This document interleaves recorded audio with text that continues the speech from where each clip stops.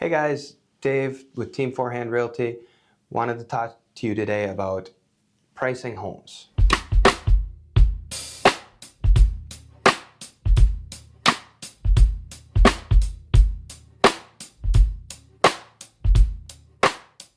How do we price our homes? At the end of the day, it ultimately comes down to you, the seller. So if someone says, I want to list my home for $1 million, can we do it? Yes. Will it sell? Not always. As far as things go, we like to look at a couple of different things and compare.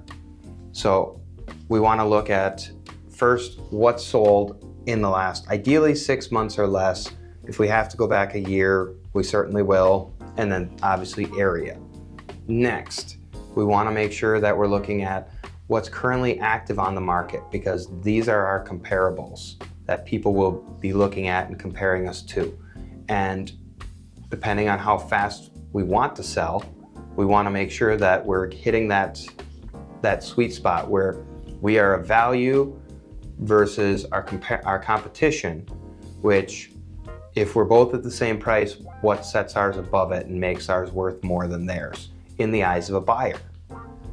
So then, as far as setting the specific price, we like to play with price points. A lot of people, when they do their searches, they may be approved for $393,000. Nobody searches for $393,000. What they'll do is they'll search for $399,900.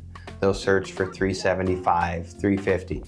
So depending on where the house is, value-wise, after we've assessed it, then we like to talk with the seller and set up a situation where this is one option for where we can price it, this is another option. And then you as the seller ultimately get to make the final decision, because it is your house and we want to make sure that we respect that. So if you're thinking about selling, why don't we sit down and have a conversation? We'd be happy to give you a free market evaluation on your property, and let's see what works out for you.